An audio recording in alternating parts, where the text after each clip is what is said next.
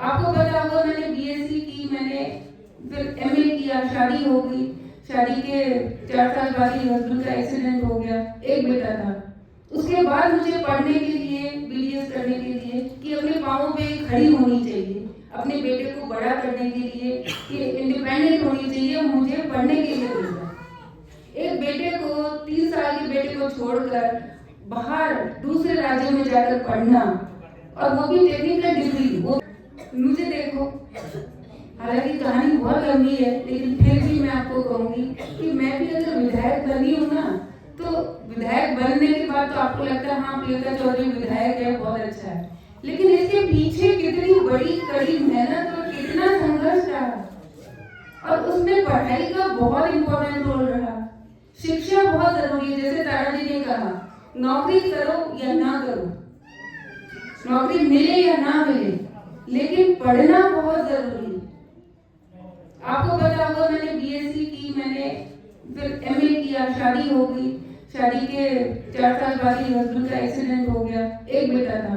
उसके बाद मुझे पढ़ने के लिए, बीडीएस करने के लिए कि अपने पाँवों पे खड़ी होनी चाहिए, अपने बेटे को बड़ा करने के लिए कि इंडिपेंडेंट होनी चाहिए, मुझे पढ़ने के लिए भेजा।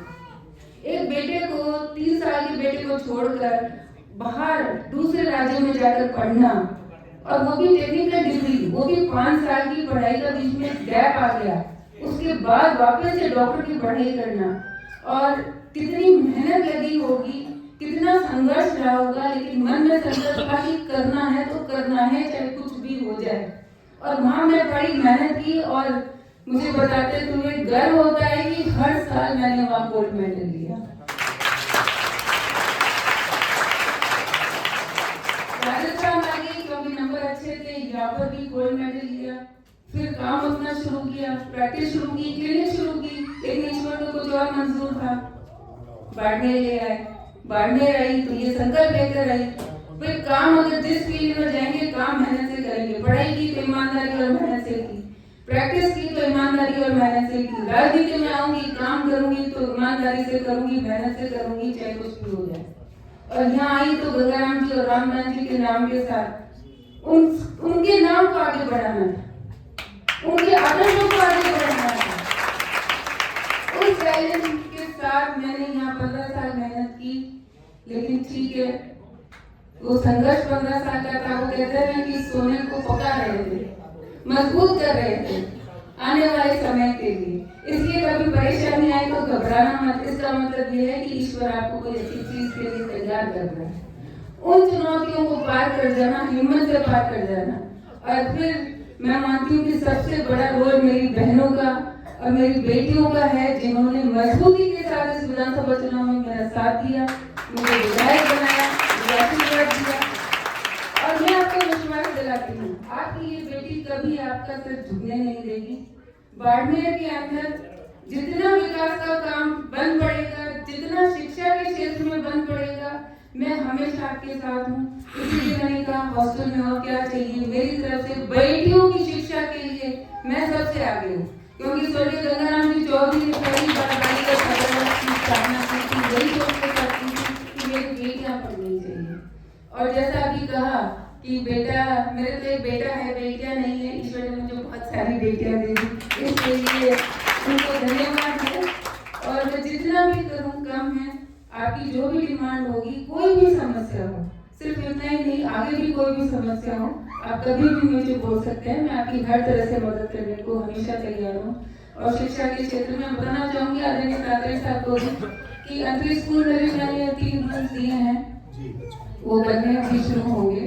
और करीब करीब मैंने बाड़मेर विधानसभा के जो है करीब 60 स्कूलों के अंदर, किसी में 1 हॉल दिया है, किसी में 2 हॉल दिया है, यूं करके हमने मतलब करीब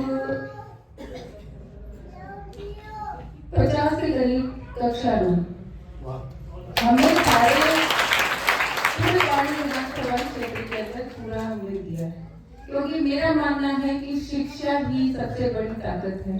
और हमारी बच्चियों को, बेटियों को, बेटों को पढ़ने का पूरा मौका अवसर मिलना चाहिए। और इस मौके पर मैं आदरणीय मुख्यमंत्री भजनलाल जी को भी जरूर धन्यवाद दूंगी क्योंकि बहुत सारी स्कूलें जैसे आपने कहा ये जर्जर है, लेकिन गाँवों की बहुत सारी स्कूलें थी जो जर्जर स्थिति हुई थी।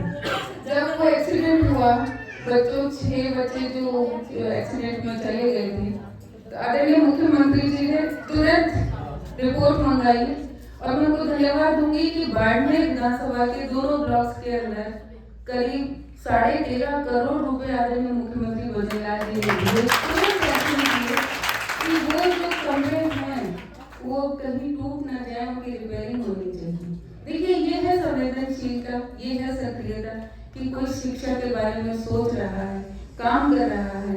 और मैं आपको फिर से एक बार सबको बहुत बहुत धन्यवाद देती हूँ।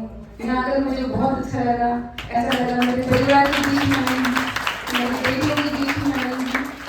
और आपने बहुत लेट बुलाया, बुलाते रहा करो, जल्दी जल्दी बुलाओ, आते रहेंगे तो समस्याएं का और पता चलता रहेगा और समाधान भी होता रहेगा। और बहुत खुशी हुई कि मेरी ये बेटियां एक तरफ पढ़ रही हैं और एक तरफ भजन भी गा रही हैं। ये अपनी संस्कृति है, इस संस्कृति को बचा के रखना है। वो बेटी राधा ने जो नृत्य किया, काल भैया नृत्य, ये हमारी संस्कृति है और आपने इस संस्कृति को हमारे आने वाली पीढ़ी आगे लेकर जा रही है। जयंती को सबने सुना है, हमारी जयंती यहाँ की ऐसी होनी चाहिए। ये हमारे संस्कारों को साथ लेकर चले, हमारी संस्कृति को साथ लेकर चले। इसलिए मैं आप सब बेटियों को बहुत बहुत बधाई देती हूँ। यहाँ पर मुझे बहुत अच्छा लगा और फिर मिलते रहेंगे। आपकी परीक्षा है तो आप सबको बहुत बहुत शुभकामनाएं हैं।